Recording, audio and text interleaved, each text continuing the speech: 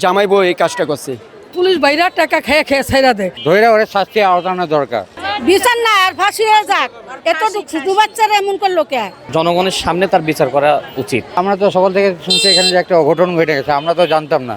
কেউ কেউ সে রেপ হয়েছে, রেপ করার পরে অঘটন হয়েছে। এখন যে যেটা করছে এটা ধৈর্য ওরে শাস্তি আওতানো দরকার এবং নগদ বিচার।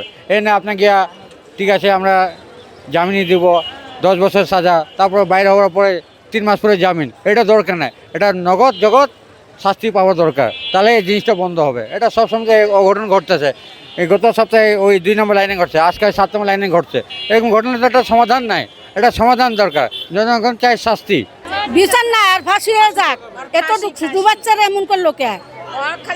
আজকে ওই মাইয়ারা করছে, কালকে আমার মাইয়ারা করবো, পরশুদিন আরেকজনের মাইয়ারা করবো। ওরা জামাই বউ দুনুরারাই ফাঁসি দেয়।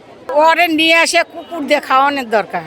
কুকুরে খাওয়ানোর পরে জনগণের হাতে ওরে মৃত্যু হবে, ওর জনগণের হাতে ছাড়িয়ে দিলে ওরাই মারবে। এটা সারা বিশ্ব সবাই জানুক যে একটা ছোট বাচ্চারা মারলে কি তার শাস্তি হওয়া দরকার হয়, সেটা হয়েছে। এ সবাই জানুক, এরপর থেকে এগুলো আর কাজ না হয়। আমরা যেহেতু মুসলমানদের একটা বিচার হতো আগের আমলে, ওটা ওই প্রকাশ্যে জনগণের সামনে তার বিচার করা উচিত। ইট পাথর দিয়ে, যেটা সৌদি আরবে এখনও আছে চলমানরত, তো ওকে পাথর নিক্ষেপ করে মারাই আমার মতে উচিত। সকালবেলা ওই মেয়ে স্কুলে যাবে, তো স্কুলে যাওয়ার সময় ওর মা বলছে যে বাবা রেডি হও। তাই ছোটো বাচ্চা না, দুষ্টামি করতেছে। তো ওর বড় বোন আবার ওর চাচির বাসায় গেছে, গেট খুলে চাচির বাসায় গেছে। যাওয়ার সময় ওই মেয়ে তো আবার পিছিয়ে পিছিয়ে ছোটোটা না, বনে কই গেল কি আসে, খোলার পরে 2 মিনিট পরে ও আবার খুইলা বাইরে গেছে। ওর মা আবার দেখে নাই জিনিসটা, তো না দেখা মা বলতেছে কিরে তাতে ব্রাশ করবি না? আইসা দেখে যে ওর মেয়ে রুমে নাইকা। খোঁজাখুঁজি করার পরে না পাওয়ার কারণে ওর মা বাড়াবাড়ি দেখে যে মেয়ের একটা স্যান্ডেল পরে রয়েছে, আর একটা স্যান্ডেল নাইকা।